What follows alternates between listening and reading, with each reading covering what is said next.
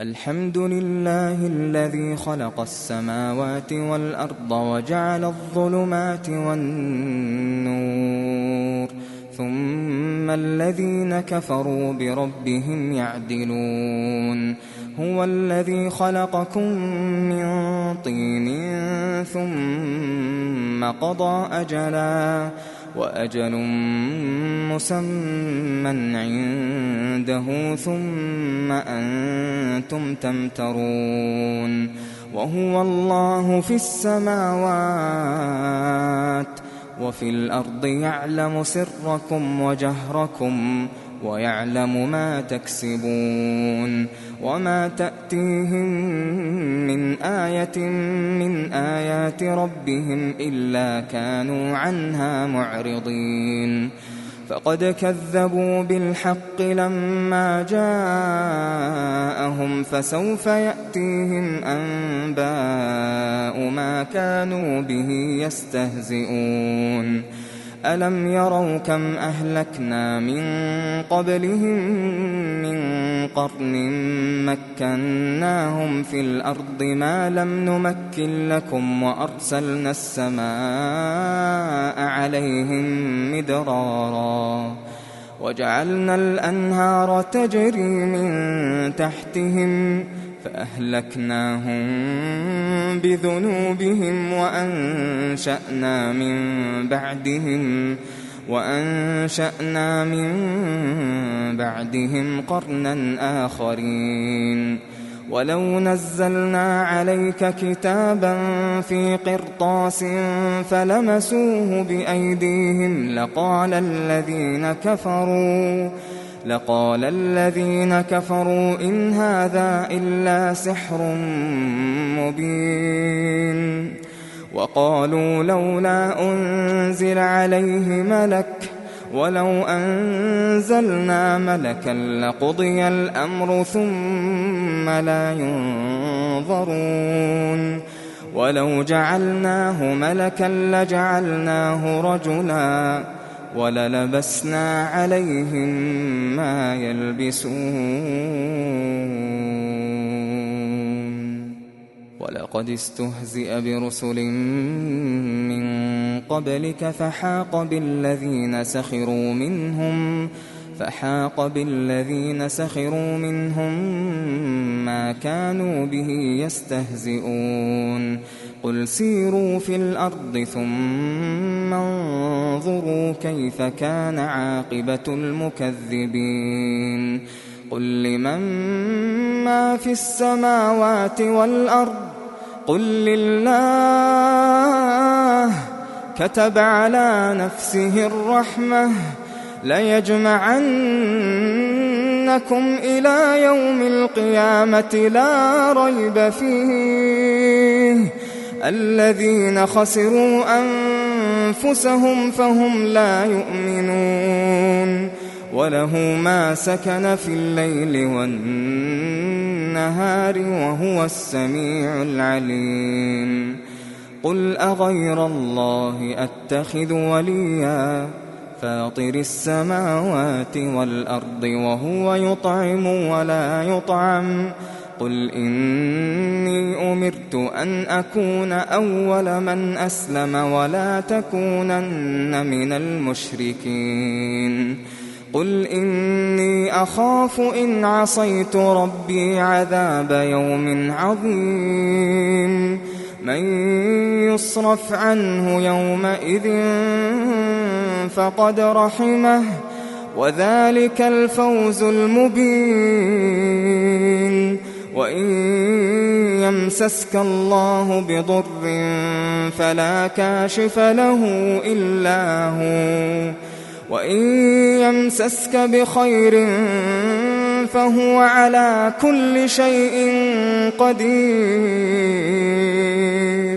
وهو القاهر فوق عباده وهو الحكيم الخبير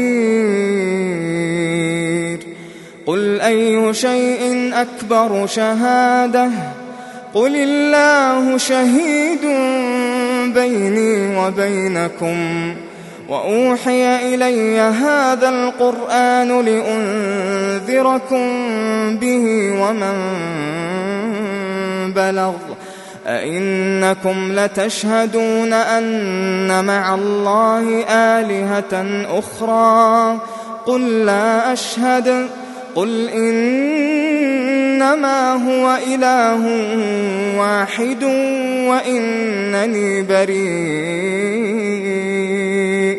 وإنني بريء مما تشركون الذين آتيناهم الكتاب يعرفونه كما يعرفون أبناءهم الذين خسروا أنفسهم فهم لا يؤمنون ومن أظلم ممن افترى على الله كذبا أو كذب بآياته إنه لا يفلح الظالمون ويوم نحشرهم جميعا ثم نقول للذين أشركوا أين شركاؤكم الذين كنتم تزعمون ثم لم تكن فتنتهم إلا أن قالوا والله ربنا ما كنا مشركين انظر كيف كذبوا على أنفسهم وضل عنهم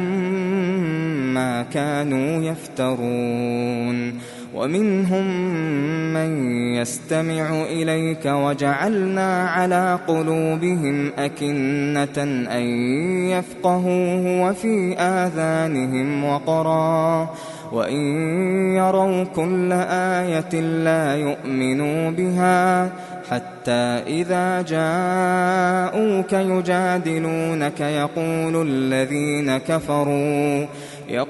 الذين كفروا إن هذا إلا أساطير الأولين وهم ينهون عنه وينأون عنه وإن يهلكون إلا أنفسهم وما يشعرون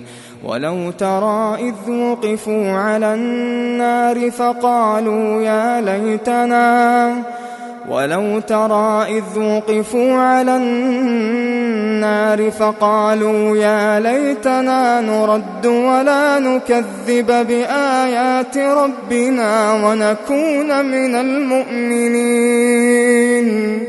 بل بدا لهم ما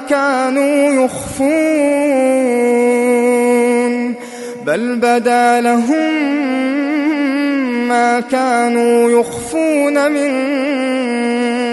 قبل ولو ردوا لعادوا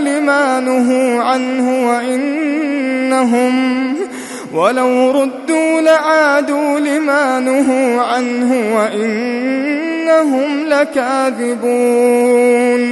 وقالوا إن هي إلا حياتنا الدنيا وما نحن بمبعوثين ولو ترى إذ وقفوا على ربهم قال أليس هذا بالحق قالوا بلى وربنا قال فذوقوا العذاب بما كنتم تكفرون قد خسر الذين كذبوا بلقاء الله حتى إذا جاءتهم الساعة بغتة قالوا يا حسرتنا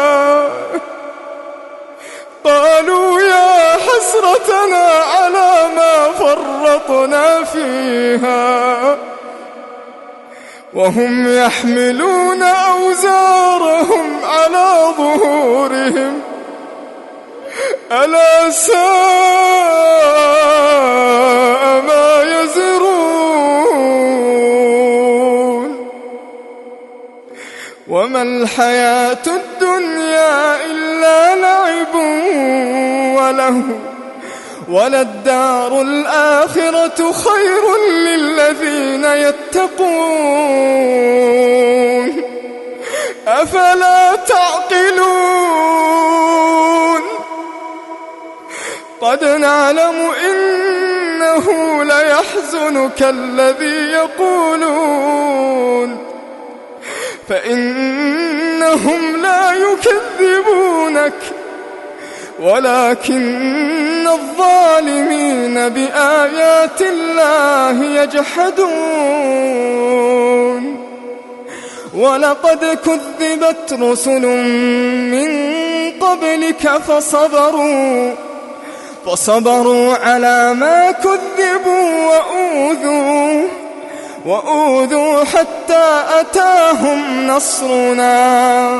ولا مبدل لكلمات الله ولقد جاءك من نبأ المرسلين وإن كان كبر عليك إعراضهم فإن استطعت أن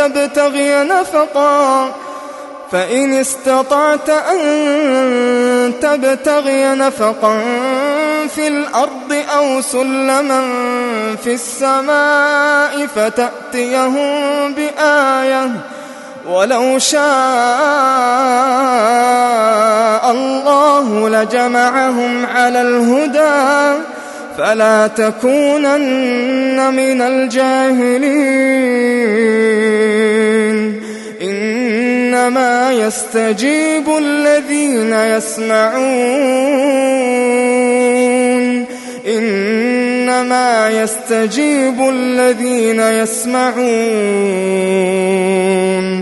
والموتى يبعثهم الله ثم إليه يرجعون إنما يستجيب الذين يسمعون والموتى يبعثهم الله ثم إليه يرجعون وقالوا لولا نزل عليه آية من ربه قل إن الله قادر على أن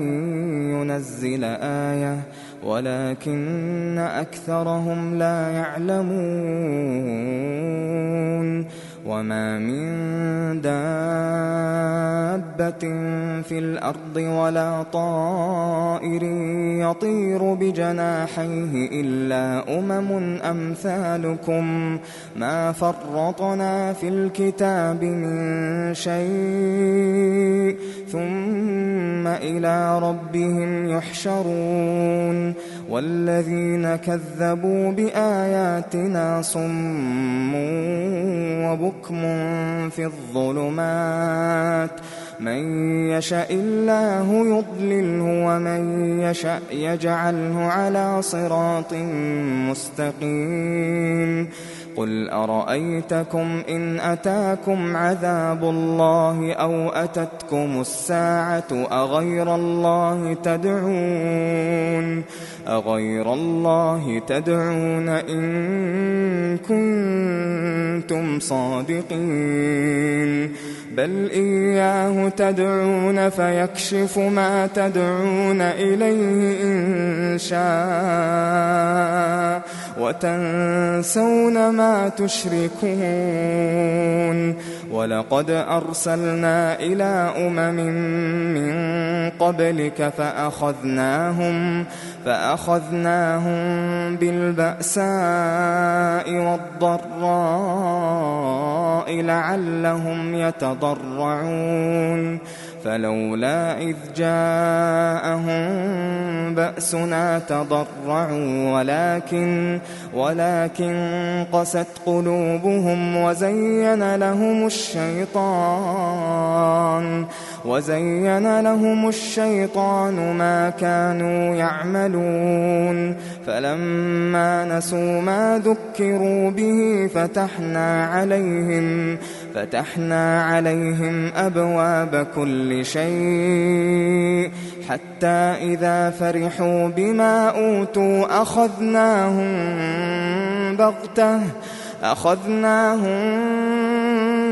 بغتة فإذا هم مبلسون فقطع دابر القوم الذين ظلموا والحمد لله رب العالمين. قل أرأيتم إن أخذ الله سمعكم وأبصاركم وختم على قلوبكم من إله غير الله يأتيكم به؟ انظر كيف نصرف الآيات ثم هم يصدفون. قل أرأيتكم إن أتاكم عذاب الله بغتة أو جهرة هل يهلك إلا القوم الظالمون؟ وما نرسل المرسلين إلا مبشرين ومنذرين فمن آمن وأصلح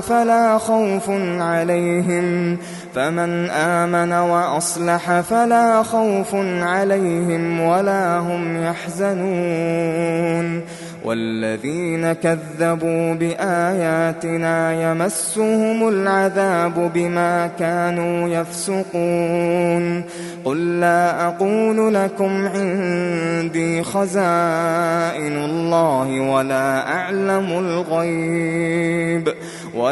أعلم الغيب ولا أقول لكم إني ملك إن أتبع إلا ما يوحى إلي.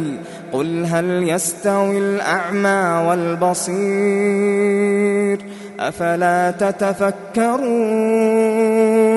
وأنذر به الذين يخافون أن يحشروا إلى ربهم ليس لهم من دونه ولي ولا شفيع لعلهم يتقون. ولا تطرد الذين يدعون ربهم بالغداة والعشي يريدون وجهه ما عليك من حسابهم من شيء وما من حسابك عليهم من شيء فتطردهم فتكون من الظالمين. وكذلك فتنا بعضهم ببعض ليقولوا أهؤلاء من الله عليهم من بيننا أليس الله بأعلم بالشاكرين. وإذا جاءك الذين يؤمنون بآياتنا فقل سلام عليكم كتب ربكم على نفسه الرحمة أنه من عمل منكم سوءا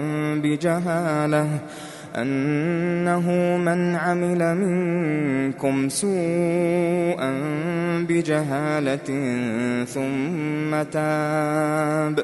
ثم تاب من بعده وأصلح فأنه غفور رحيم. وكذلك نفصل الآيات ولتستبين سبيل المجرمين. قل إني نهيت أن أعبد الذين تدعون من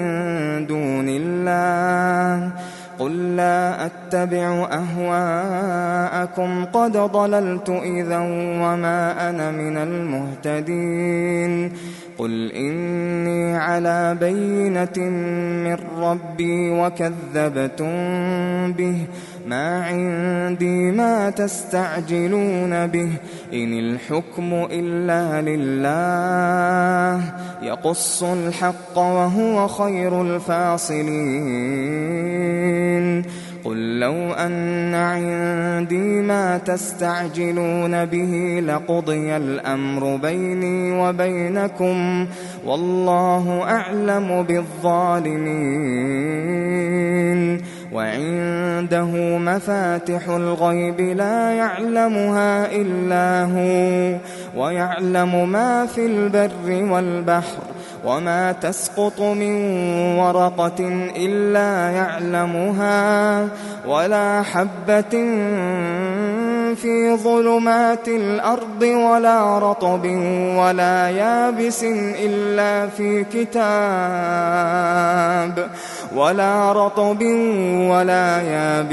إلا في كتاب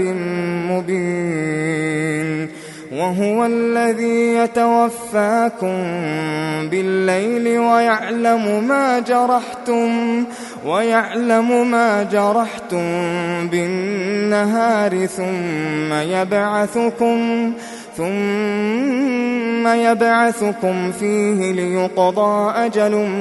مسمى ثم إليه مرجعكم ثم ينبئكم بما كنتم تعملون وهو القاهر فوق عباده ويرسل عليكم حفظه حتى إذا جاء أحدكم الموت توفته رسلنا وهم لا يفرطون ثم ردوا إلى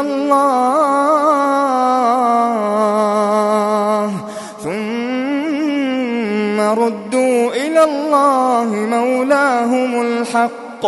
ألا له الحكم وهو أسرع الحاسبين قل من ينجيكم من ظلمات البر والبحر تدعونه تضرعا وخفية لئن أنجانا من هذه لنكونن من الشاكرين قل الله ينجيكم منها ومن كل كرب ثم أنتم تشركون قل هو القادر على أن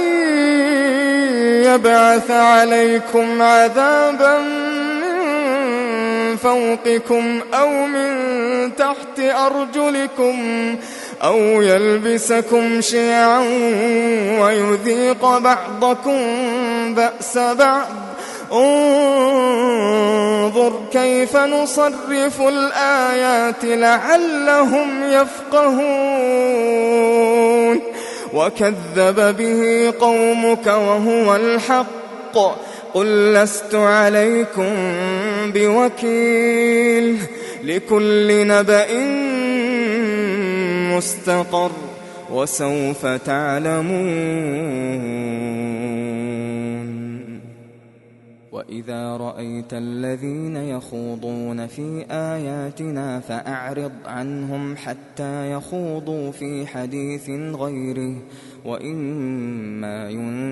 ينسينك الشيطان فلا تقعد بعد الذكرى مع القوم الظالمين وما على الذين يتقون من حسابهم من شيء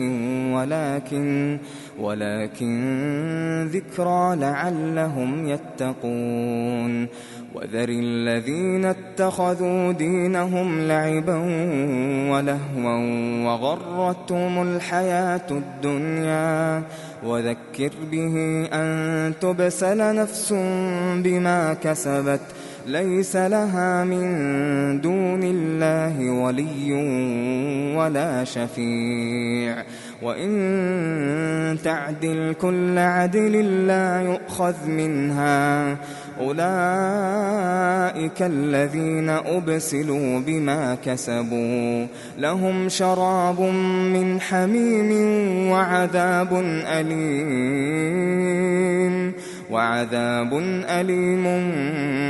بما كانوا يكفرون قل أندعو من دون الله ما لا ينفعنا ولا يضرنا ونرد على أعقابنا بعد إذ هدانا الله كالذي استهوته الشياطين في الأرض حيران له أصحاب يدعونه إلى الهدى ائتنا قل إن هدى الله هو الهدى وأمرنا لنسلم لرب العالمين وأن أقيموا الصلاة واتقوه وهو الذي إليه تحشرون وهو الذي خلق السماوات والأرض بالحق ويوم يقول كن فيكون قوله الحق وله الملك يوم ينفخ في الصور عالم الغيب والشهادة وهو الحكيم الخبير وإذ قال إبراهيم لأبيه آزر أتتخذ أصناما آلهة إني أراك وقومك في ضلال مبين وكذلك نري إبراهيم ملكوت السماوات والأرض وليكون من الموقنين فلما جن عليه الليل رأى كوكبا قال هذا ربي فلما أفل قال لا أحب الآفلين فلما رأى القمر بازغا قال هذا ربي فلما أفل قال لئن لم يهدني ربي لأكونن من القوم الضالين فلما رأى الشمس بازغة قال هذا ربي هذا أكبر فلما أفلت قال يا قوم إني بريء مما تشركون إني وجهت وجهي للذي فطر السماوات والأرض حنيفا وما أنا من المشركين وحاجه قومه قال أتحاجوني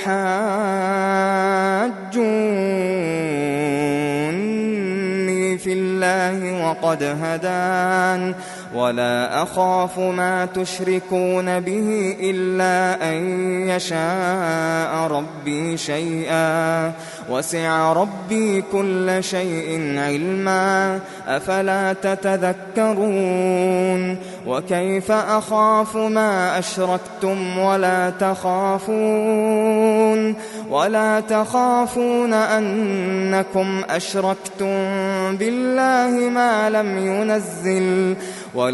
تخافون أنكم أشركتم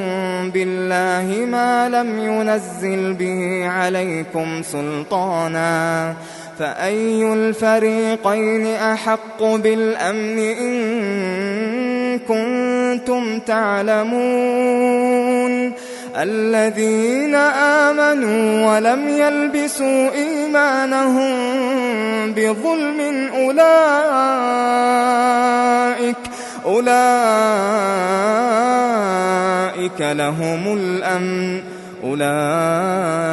أولئك لهم الأمن وهم مهتدون وتلك حجتنا آتيناها إبراهيم على قومه نرفع درجات من نشاء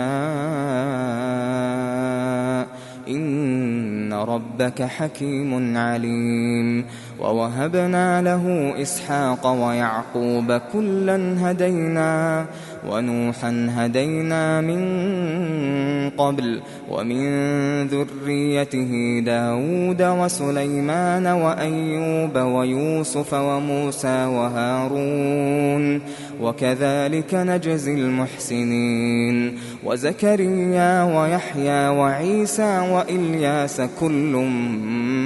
من من الصالحين وإسماعيل واليسع ويونس ولوطا وكلا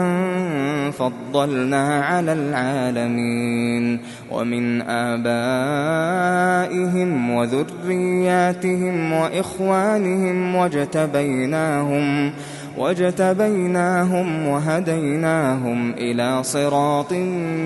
مستقيم ذلك هدى الله يهدي به من يشاء من عباده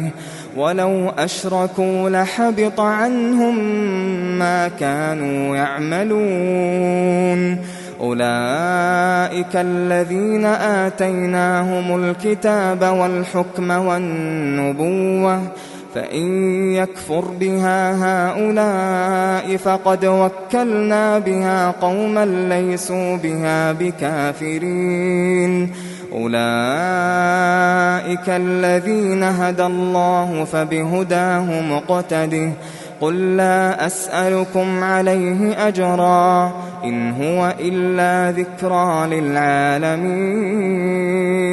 وما قدروا الله حق قدره إذ قالوا ما أنزل الله على بشر من شيء قل من أنزل الكتاب الذي جاء به موسى نورا وهدى للناس تجعلونه قراطيس تبدونها وتخفون كثيرا وعلمتم ما لم تعلموا أنتم ولا آباؤكم قل الله ثم ذرهم في خوضهم يلعبون وهذا كتاب أنزلناه مبارك مصدق الذي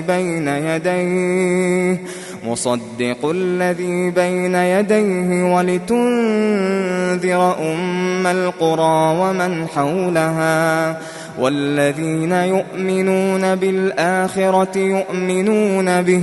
وهم على صلاتهم يحافظون ومن أظلم ممن افترى على الله كذبا أو قال أوحي إلي ولم يوح إليه شيء ومن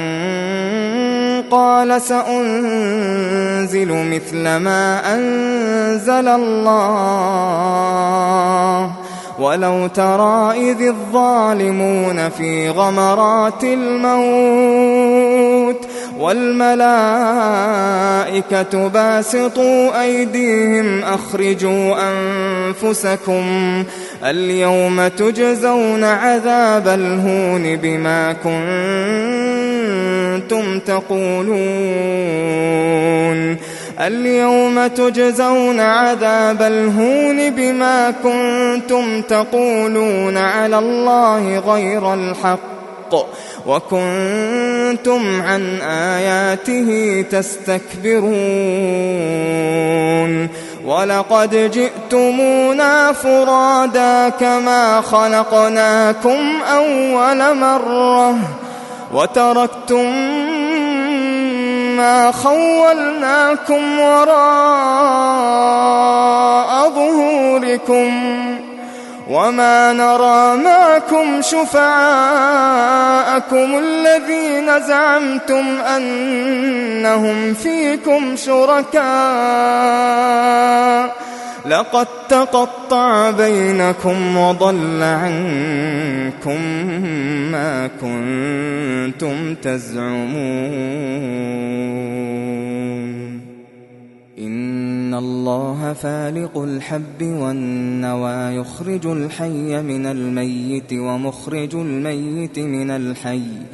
ذلكم الله فأنى تؤفكون فالق الإصباح وجعل الليل سكنا والشمس والقمر حسبانا ذلك تقدير العزيز العليم وهو الذي جعل لكم النجوم لتهتدوا بها في ظلمات البر والبحر قد فصلنا الآيات لقوم يعلمون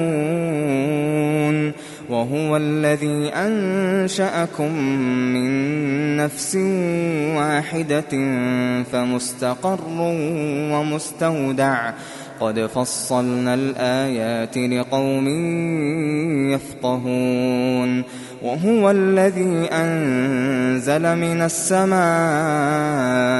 ماء فأخرجنا به نبات كل شيء فأخرجنا منه خضرا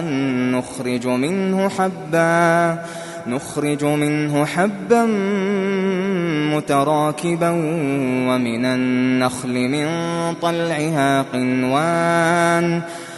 النخل من طلعها قنوان دانية وجنات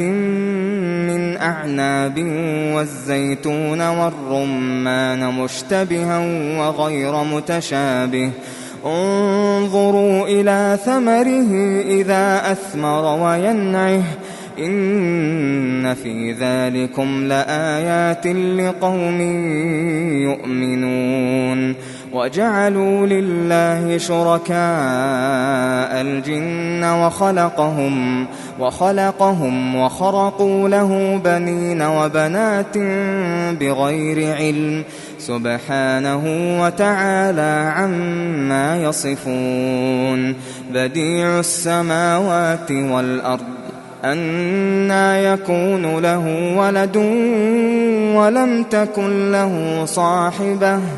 وخلق كل شيء وهو بكل شيء عليم ذلكم الله ربكم لا إله إلا هو خالق كل شيء فاعبدوه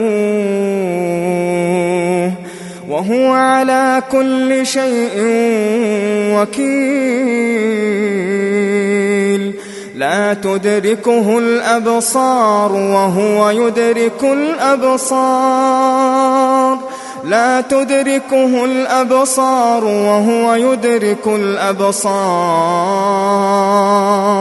وهو اللطيف الخبير قد جاءكم بصائر من ربكم فمن أبصر فلنفسه ومن عمي فعليها وما أنا عليكم بحفيظ وكذلك نصرف الآيات وليقولوا درست ولنبينه لقوم يعلمون اتبع ما أوحي إليك من ربك لا إله إلا هو وأعرض عن المشركين ولو شاء الله ما أشركوا وما جعلناك عليهم حفيظا وما أنت عليهم بوكيل ولا تسبوا الذين يدعون من دون الله فيسبوا الله عدوا بغير علم كذلك زينا لكل أمة عملهم ثم إلى ربهم مرجعهم فينبئهم بما كانوا يعملون وأقسموا بالله جهد أيمانهم لئن جاءتهم آية ليؤمنن بها قل إنما الآيات عند الله وما يشعركم أنها إذا جاءت لا يؤمنون ونقلب أفئدتهم وأبصارهم كما لم يؤمنوا به أول مرة ونذرهم في طغيانهم يعمهون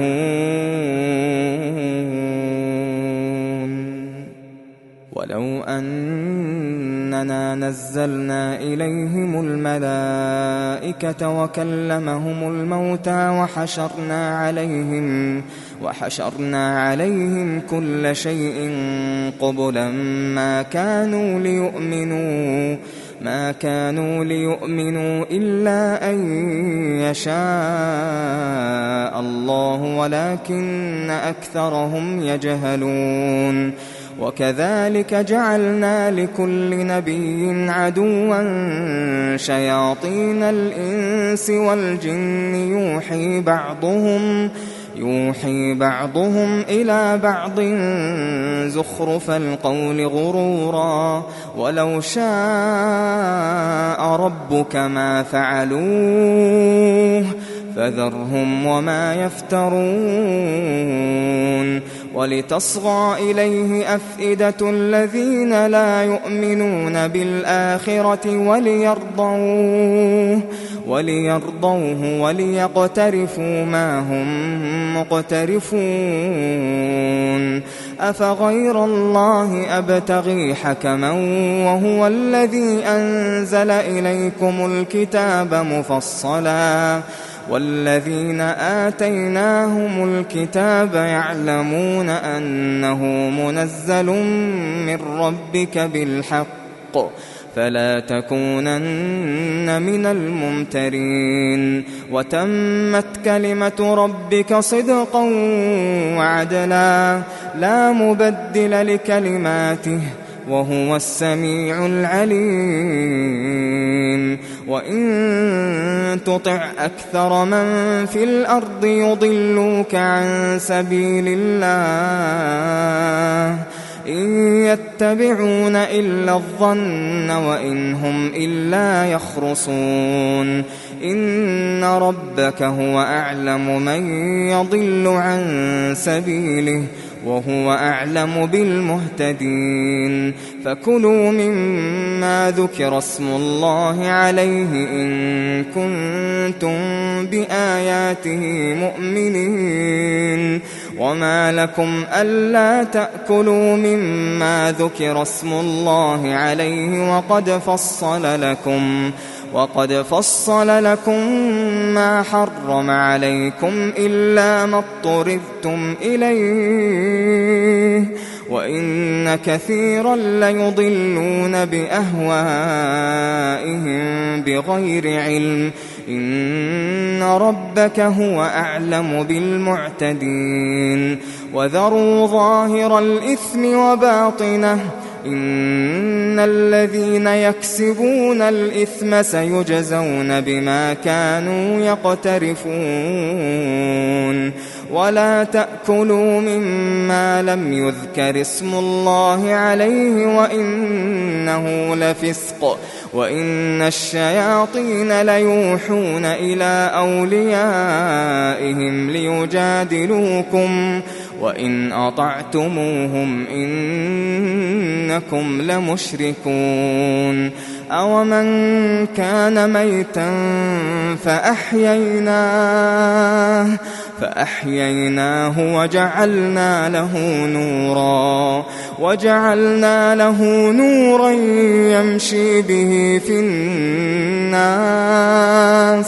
وجعلنا له نورا يمشي به في الناس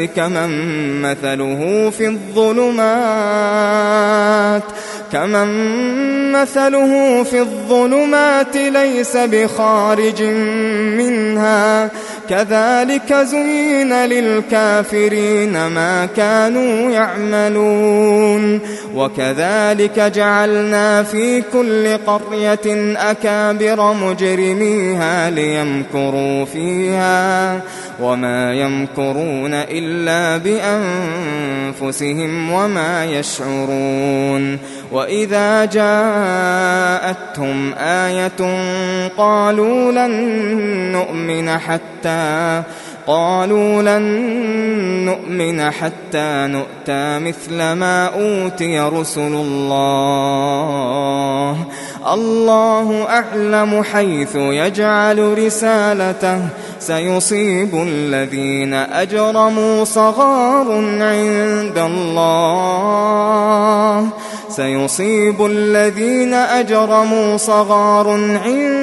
الله وعذاب شديد بما كانوا يمكرون فمن يرد الله أن يهديه يشرح صدره للإسلام ومن يرد أن يضله يجعل صدره ضيقا حرجا كأنما يصعد في السماء كذلك يجعل الله الرجس على الذين لا يؤمنون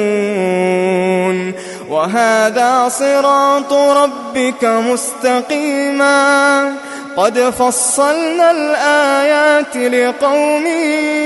يذكرون لهم دار السلام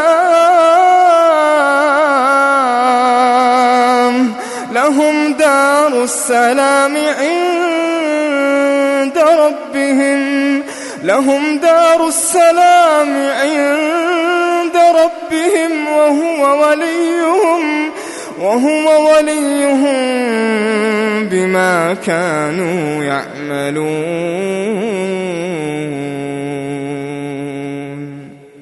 ويوم يحشرهم جميعا يا معشر الجن قد استكثرتم من الإنس وقال أولياؤهم من الإنس ربنا استمتع بعضنا ببعض وبلغنا أجلنا الذي أجلت لنا قال النار مثواكم خالدين فيها إلا ما شاء الله إن ربك حكيم عليم وكذلك نولي بعض الظالمين بعضا بما كانوا يكسبون يا معشر الجن والإنس ألم يأتكم رسل منكم يقصون عليكم آياتي وينذرونكم لقاء يومكم هذا قالوا شهدنا على أنفسنا وغرتهم الحياة الدنيا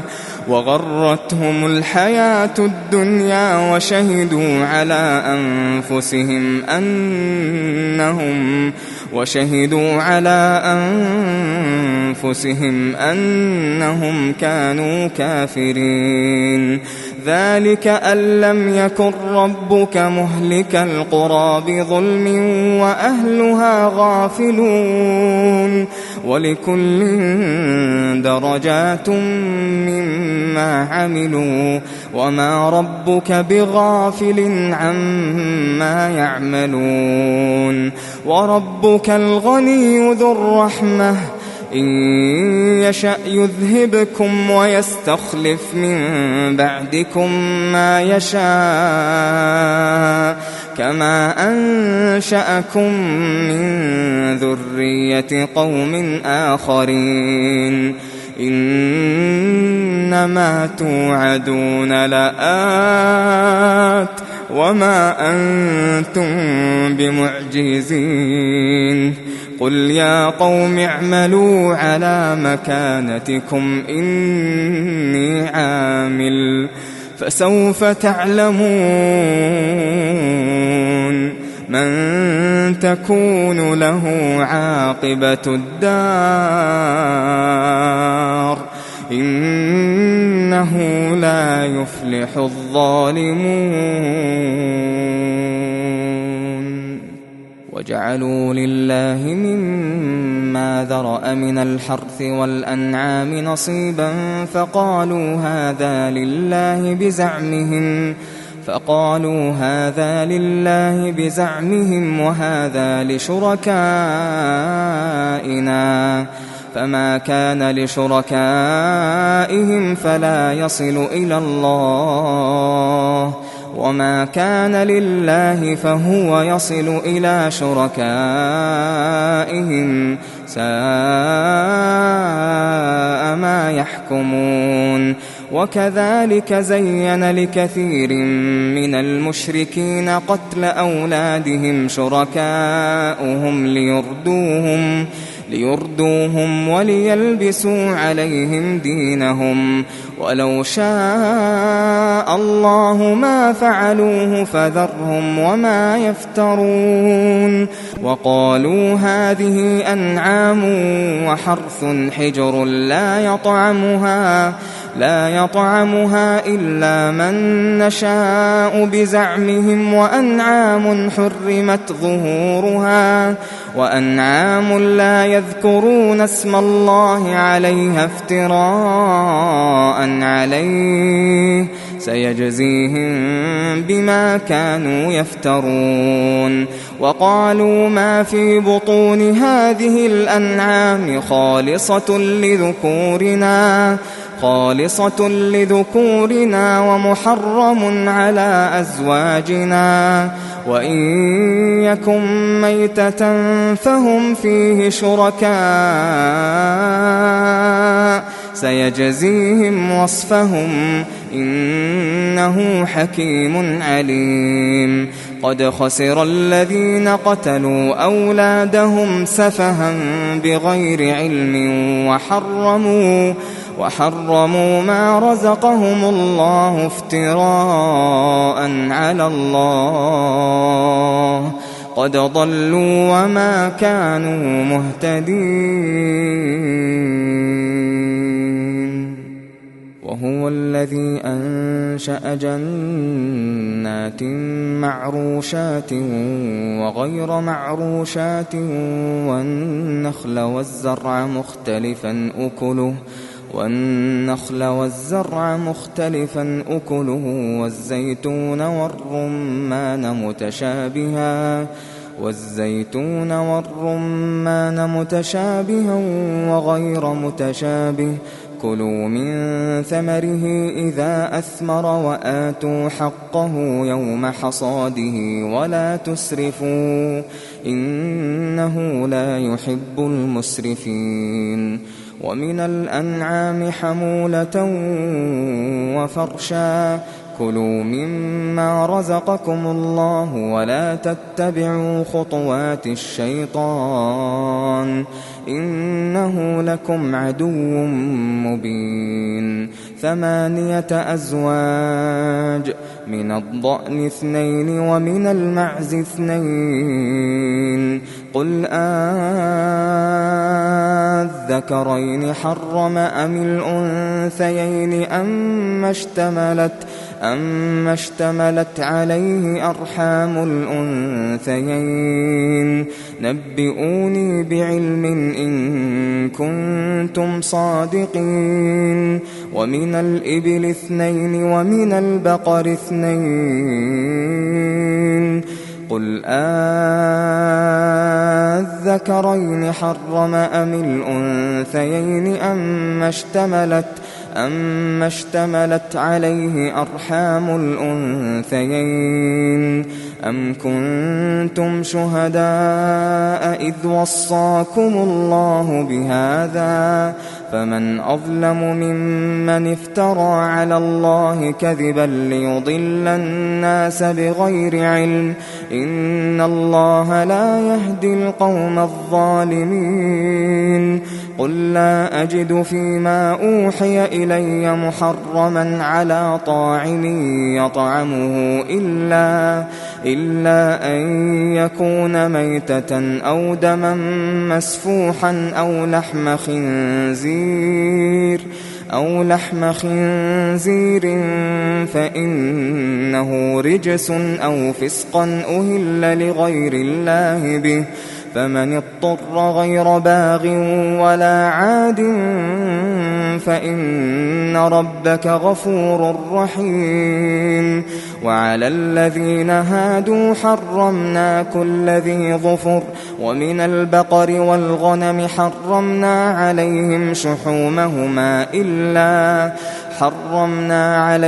شحومهما إلا ما حملت ظهورهما أو الحوايا أو ما اختلط بعظم، ذلك جزيناهم ببغيهم وإنا لصادقون. فإن كذبوك فقل ربكم ذو رحمة واسعة ولا يرد بأسه عن القوم المجرمين. سيقول الذين أشركوا لو شاء الله ما أشركنا ولا آباؤنا ولا حرمنا من شيء كذلك كذب الذين من قبلهم حتى ذاقوا بأسنا. قل هل عندكم من علم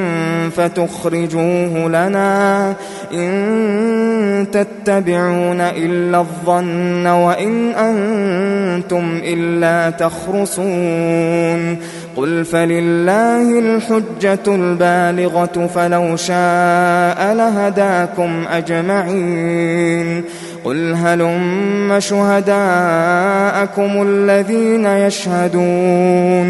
الذين يشهدون أن الله حرم هذا، فإن شهدوا فلا تشهد معهم ولا تتبع أهواء الذين كذبوا بآياتنا والذين لا يؤمنون بالآخرة وهم بربهم يعدلون. قل تعالوا أتل ما حرم ربكم عليكم ألا تشركوا به شيئا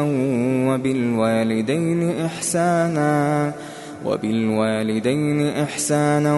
ولا تقتلوا أولادكم من إملاق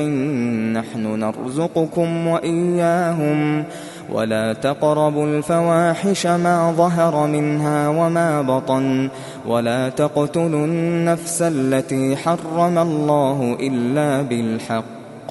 ذلكم وصاكم به لعلكم تعقلون. ولا تقربوا مال اليتيم إلا بالتي هي أحسن حتى يبلغ أشده وأوفوا الكيل والميزان بالقسط لا نكلف نفسا إلا وسعها وإذا قلتم فاعدلوا ولو كان ذا قربى وبعهد الله أوفوا ذلكم وصاكم به لعلكم تذكرون. وأن هذا صراطي مستقيما فاتبعوه ولا تتبعوا السبل فتفرق بكم عن سبيله ذلكم وصاكم به لعلكم تتقون. ثم آتينا موسى الكتاب تماما على الذي أحسن وتفصيلا لكل شيء وهدى ورحمة لعلهم بلقاء ربهم يؤمنون. وهذا كتاب أنزلناه مبارك فاتبعوه واتقوا لعلكم ترحمون.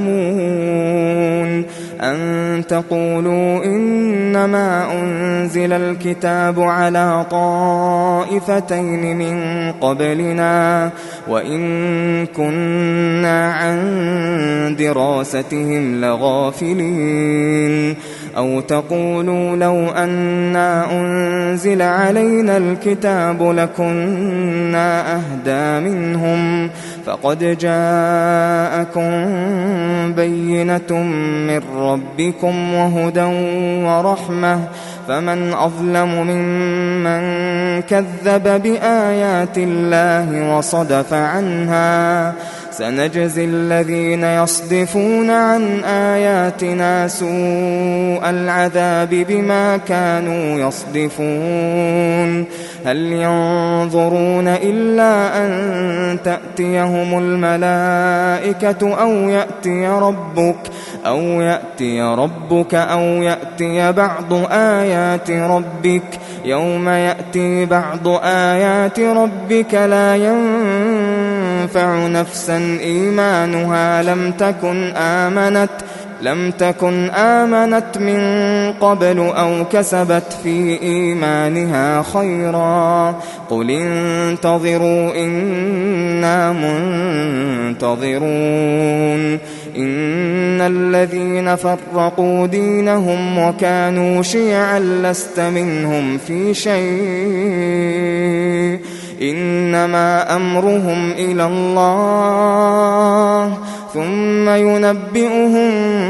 بما كانوا يفعلون من جاء بالحسنة فله 10 أمثالها ومن جاء بالسيئة فلا يجزى إلا مثلها وهم لا يظلمون قل إنني هداني ربي إلى صراط مستقيم دينا قيما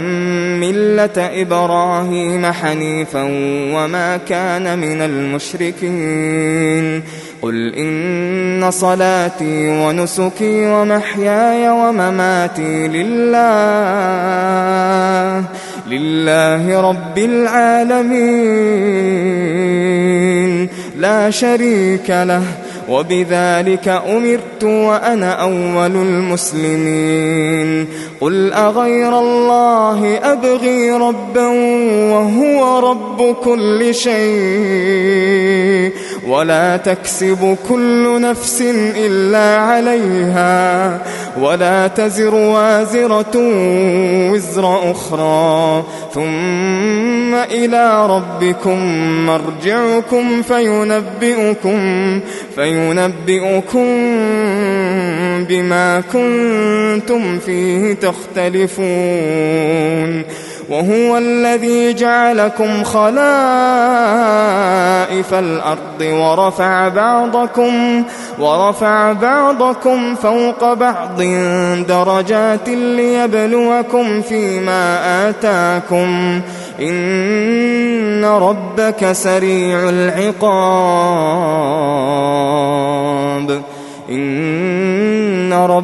سريع العقاب وإنه لغفور رحيم